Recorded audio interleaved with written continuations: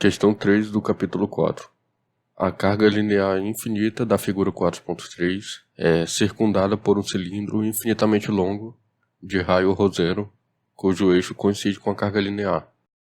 Aqui eu já fiz a representação dessa questão. Aqui, esse pontilhado eu coloquei para indicar que isso aqui se estende infinitamente, para cima e para baixo.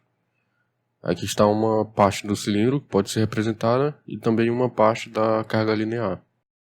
A superfície do cilindro carrega uma carga de densidade superficial constante sigma.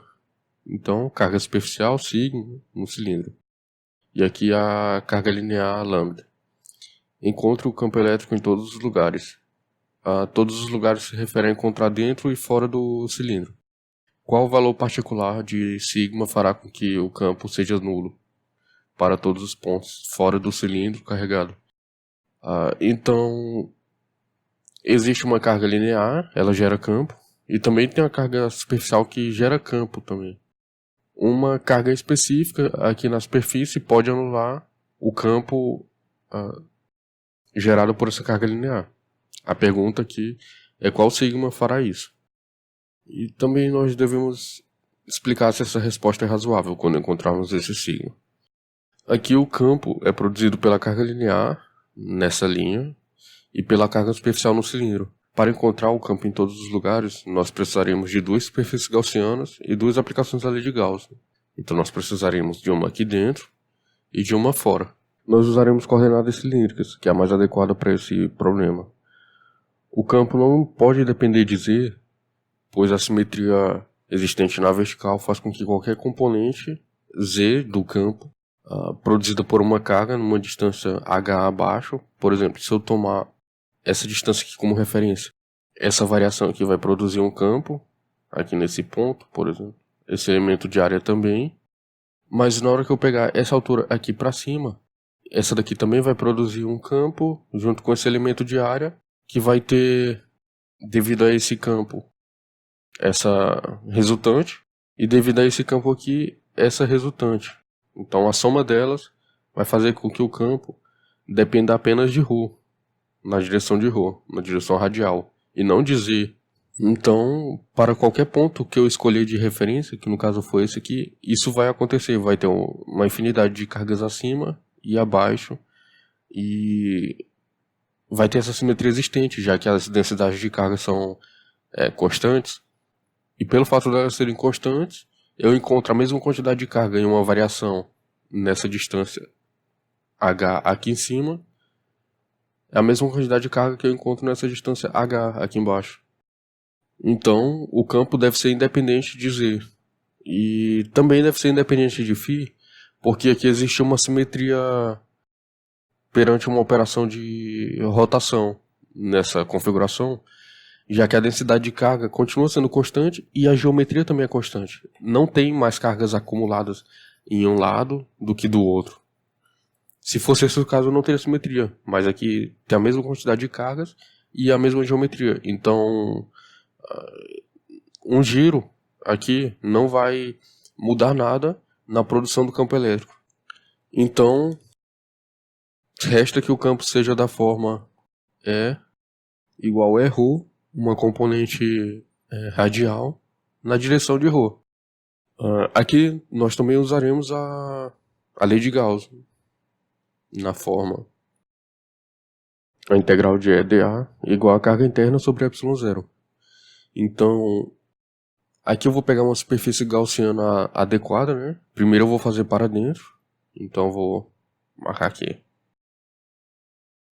O ρ0 é o raio aqui desse cilindro mais externo, então eu vou pegar um cilindro, vai ser a superfície gaussiana que eu vou usar, um cilindro de raio ρ menor do que ρ0 aqui dentro.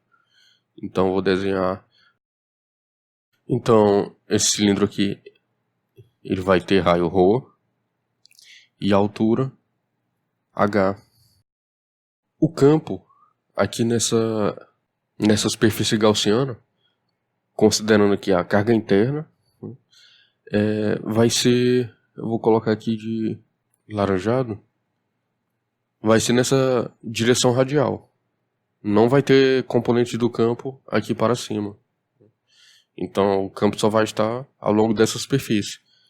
Eu também vou nomear essa superfície aqui de área 1, aqui em cima, área 2 aqui embaixo, e a área lateral do cilindro de área 3.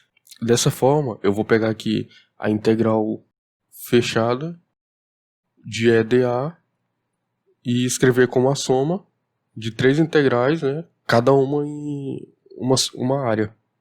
Então a integral em 1 de EDA, mais a integral em 2 de EDA, mais a integral em 3 de EDA. A soma dessas 3 integrais dá essa integral fechada. E agora eu vou escrever o campo, como eu sei que ele vai ser dessa forma, e também escrever a componente do elemento de área. O DA1, aqui eu vou até indexar eles também, é na superfície superior. Então, aqui eu tenho um elemento de área orientado pelo versor de Z. Então aqui vai ser Z, DA1. Agora esse DA é escalar. Na superfície 2, que é a parte de baixo, eu vou ter agora o versor menos Z. Na superfície 3, a direção é radial também. A gente pode até ver por esse cilindro carregado mais externo, que o DA dele está na direção de rua. O da superfície gaussiana também está na direção de rua. Então, aqui, ρ e Z fazem parte da mesma base, no caso das coordenadas cilíndricas, e eles são ortogonais. Então, isso daqui zera, esse aqui também zera, e aqui eu já vou tirar, esse daqui dá 1, eu vou tirar o ρ, como ele é constante nessa superfície gaussiana, eu vou tirar da integral. Agora, eu vou especificar esse DA3 aqui, né? Eu vou continuar aqui com o ρ. O elemento de área na lateral de um cilindro, como exemplo aqui por esse cilindro carregado mais externo, é o raio dφdz. O raio aqui nesse caso da superfície gaussiana é ρ. Então vou ter a integral de ρ dφdz e eu preciso de os limites de integração, né? Então em Z eu vou integrar de 0 até h, e em φ eu vou integrar de 0 a 2π. Então aqui eu tenho o DA3, ρ, dφ, dz. Isso aqui é possível separar essas integrais, porque aqui na integral de 0 até h é uma integral em z, e aqui dentro não tem nada em z, nessa integral toda.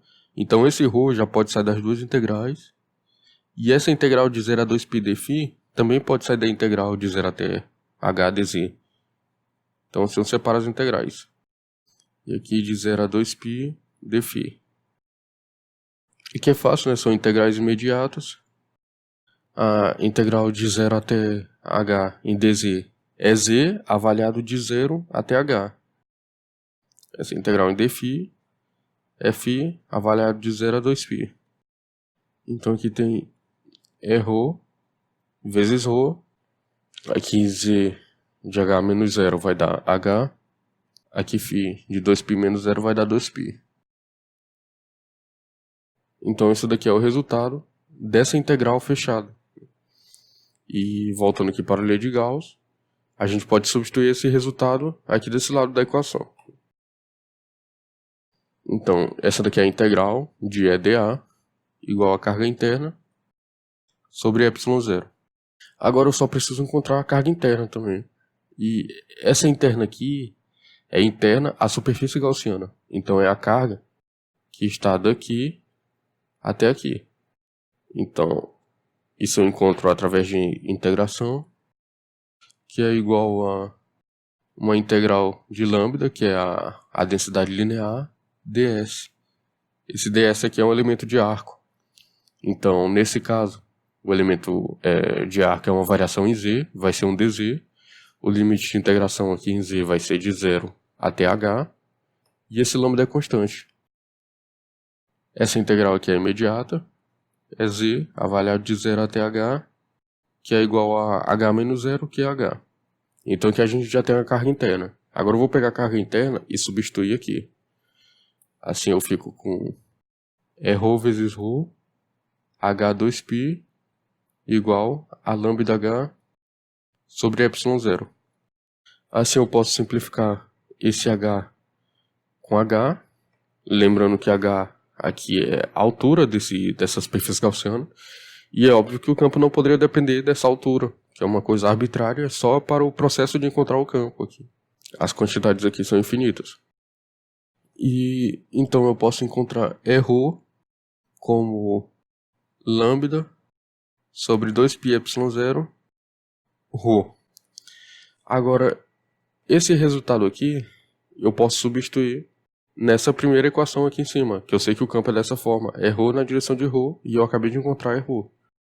Então, portanto, o campo é igual ao ρ na direção de ρ. Isso aqui é para um ρ, esse ρ aqui, ó, menor do que o ρ0. Então, para dentro do cilindro carregado. Acabamos de encontrar metade da questão. Eu fiz isso aqui muito passo a passo, usando integração, porque se é possível usar a integração, se ela for usada, isso é a prova de erros. Mas também dá para fazer de uma forma bem mais direta, por isso que a lei de Gauss é tão boa para encontrar campo elétrico onde tem esse tipo de simetria. Eu poderia encontrar o campo interno fazendo muito menos procedimentos. Por exemplo, eu faria essa conversa até estabelecer isso daqui, depois diria que para dentro do cilindro, aqui não tem campo porque é perpendicular a normal da superfície ao campo, e nem aqui na superfície 2. Na 3, então teria o campo que ele é constante, então já vira direto para cá, ó, constante vezes a integral de dA3. Só que isso daqui é a área lateral. Então seria essa componente vezes a área, que a área é a circunferência vezes a altura, essa área lateral. A circunferência é 2πr, então essa área lateral é 2πr vezes h. Então, com essa conversa eu já chego aqui, ó. É ρ, 2πr vezes h. A carga interna, eu falaria, é simplesmente a altura vezes o lambda. Lambda h. Igualando essas duas quantidades aqui, né, a carga interna sobre ε0, eu já chegaria aqui rapidamente nessa resposta. Então, a integração pode até ser desnecessária, mas se não lembrarmos, por exemplo, da área da gaussiana, a integração vai ser necessária, ou também quando temos uma distribuição volumétrica de carga, porque aí já não é mais tão intuitivo como se dá a soma de todas as cargas dentro de uma superfície gaussiana. Então aí é mais fácil usar a integração. Mas dá para fazer dessas duas formas, as duas estão certas. Uma mais direta ou essa daqui mais passo a passo. Então já encontrei essa aqui para dentro do cilindro, ρ menor do que ρ0. Agora eu vou fazer aqui. Agora eu vou pegar um ρ maior do que o ρ0. Vai estar numa distância ρ longe da carga linear, além do ρ0, que é o limite da superfície do cilindro carregado, né? Então essa daqui é a parte de fora do cilindro. Da mesma forma, nós começamos pela lei de Gauss, então vamos encontrar esse lado aqui, a integral de E dA. E essa integral aqui é uma integral fechada. Eu vou lá escolher a gaussiana para eu melhorar essa integração aqui. E a gaussiana escolhida vai ser também um cilindro. Eu vou fazer aqui de verde. Vai ser um cilindro externo aqui, de raio ρ. Eu não tenho problema em repetir a variável que eu usei anteriormente, porque lá eu já comecei e já encerrei. Eu já fiz o procedimento para dentro do cilindro. Agora eu estou fazendo aqui uma gaussiana fora do cilindro, que também é o raio ρ e altura h. Então, da mesma forma, eu vou ter uma superfície aqui em cima que eu vou chamar de 1, a superfície inferior eu vou chamar de 2, e a superfície lateral eu vou chamar de 3. Então eu já posso voltar aqui e escrever essa integral fechada como a soma dessas três integrais.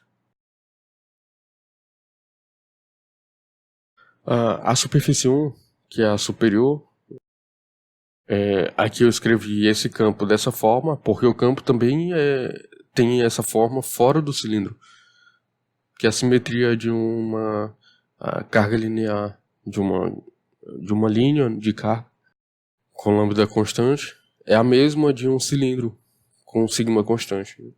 E esse dA1 é a face superior, que a normal é igual ao versor de Z. Aqui no E2, a normal é igual a menos o versor de Z, é a superfície inferior. A superfície 3 é a área lateral, como a gente pode ver aqui nesse elemento de área do cilindro carregado. A normal dessa superfície é o ρ. Então, essa daqui zero, porque ρ e z são das coordenadas cilíndricas, são ortogonais. Aqui também. E sobra esse produto que dá 1. E o ρ eu já posso já dar integral. Então aqui está integral em dA3. Essa integração a gente continua fazendo na gaussiana. Então, como a superfície gaussiana é um cilindro, o elemento de área é ρ, o raio desse cilindro aqui em cima, dφ dz. Então, em z vai de 0 até h, em φ vai de 0 a 2π, e aqui vem o elemento de área, né? ρ dφ dz. Essa integral aqui a gente já calculou acima. A integral de 0 até h, a integral de 0 a 2π, ρ dφ dz. Isso daqui, como está só acompanhado do ρ, então aqui está o ρ, é ρh 2π. ρh 2π. Agora esse resultado aqui, que é igual a essa integral, nós já podemos substituir na lei de Gauss.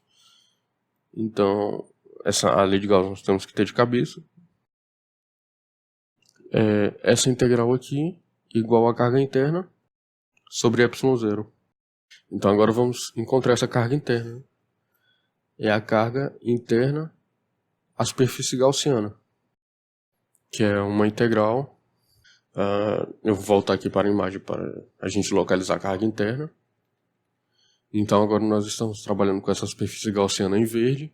E nós vemos que a carga interna é a carga que está presente no cilindro, mais a carga que está presente na linha de carga aqui. Então nós vamos ter uma soma de duas integrais. Uma para encontrar essa carga na superfície do cilindro e a outra para encontrar essa carga aqui. Para o fio a gente tem uma integral em lambda ds. E para o cilindro a gente tem uma integral de sigma dA. O lambda é constante. A integral em ds vai ser de 0 até h dz. O sigma aqui também é constante. A integral de dA vai ser o elemento de área. Aqui a gente está falando do cilindro carregado, né? Então, finalmente, a gente vai usar esse elemento de área aqui. Só não é o vetor, não é o elemento de área orientado. Então, vai ser ρ0 dφ dz. Na integral em z vai ser de 0 até h. A integral em φ vai ser de 0 a 2π. ρ0 dφ dz. Então, agora desenvolvendo isso aqui, eu tenho um lambda, a integral de dz é z de 0 até h, mais sigma. Aqui eu posso separar as integrais, né? Já posso tirar esse ρ0, que é constante. Aí sobra a integral de 0 a 2π de dφ, que essa integral toda aqui é independente de z, então ela pode sair da integral em z. Então vai ficar a integral de 0 até h de dz, que é imediata, vale z de 0 até h. E a integral de 0 a 2π de dφ vale φ avaliado de 0 a 2π. Então aqui fica lambda. O z avaliado de 0 até h dá h menos 0, que é h, mais sigma ρ0. Aqui é o mesmo caso desse, vai dar h. E aqui φ avaliado de 0 a 2π vai ser 2π menos 0, que é igual a 2π. Que eu posso colocar o h em evidência. Então eu vou ter lambda mais sigma ρ0, 2π. Essa daqui é a carga interna, a superfície gaussiana que a gente está usando para calcular essa parte de fora do cilindro. Então vou substituir essa carga interna aqui. Aqui eu posso simplificar H com H. Realmente o campo não poderia depender de H, porque é uma variável que nós introduzimos apenas para realizar o processo de encontrar o campo. O campo em si não pode depender disso. Então aqui se anulou naturalmente. E agora eu vou isolar erro.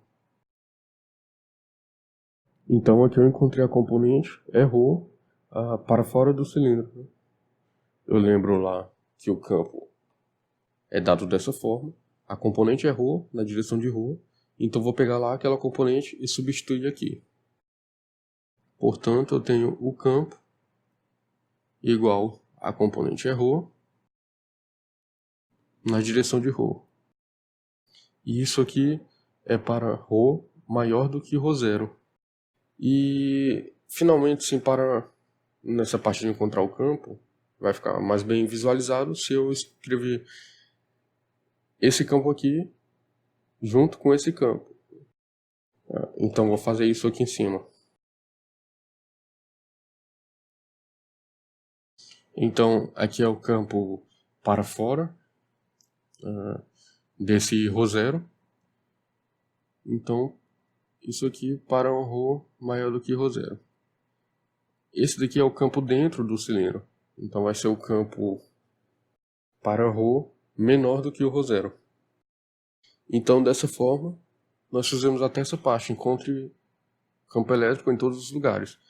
Agora tem mais uma parte aqui, que é uma pergunta de qual valor particular de sigma fará com que o campo seja nulo para todos os pontos fora do cilindro carregado.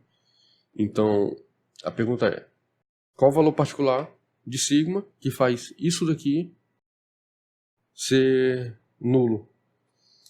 Então, eu vou fazer essa condição da seguinte forma. Se esse aqui é o campo fora, e eu quero que fora seja nulo, então vou pegar o 0 e igualar a componente que eu quero que seja nulo. E aqui eu só vou isolar o sigma, e eu vou saber qual é o sigma, qual é o valor particular de sigma, que torna essa igualdade verdadeira. Que por consequência vai tornar o campo igual a 0 também, fora. Aqui eu posso multiplicar os dois lados dessa equação por 2π ε0 ρ. Aqui vai continuar 0 e aqui vai simplificar isso. Então vou ter 0 igual a lambda mais sigma ρ0 2π. Aí que eu posso isolar o sigma. Vai ser menos o lambda sobre ρ0 2π, ou 2π ρ0. E esse resultado aqui, se eu substituir nessa parte aqui, eu vejo que essa fração já aqui em cima vai ter ρ0 2π, e o ρ0 2π vai sendo lá com o denominador, e aqui vai sobrar só o menos lambda. Então vai ficar lambda menos lambda que zera tudo isso.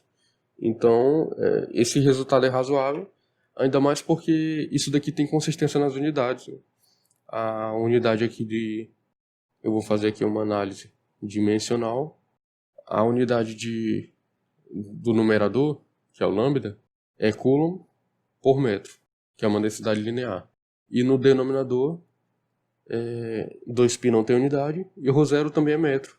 Então aqui fica uma unidade de medida como coulomb por metro quadrado, que é realmente igual a sigma. Sigma é a densidade superficial, tem que ser coulomb sobre metro quadrado. Então, como está tudo consistente, como esse valor aqui particular de sigma realmente faz o campo zerar, então, assim a gente encontrou o valor de sigma e justificamos essa resposta. Dessa forma, a questão fica completamente resolvida.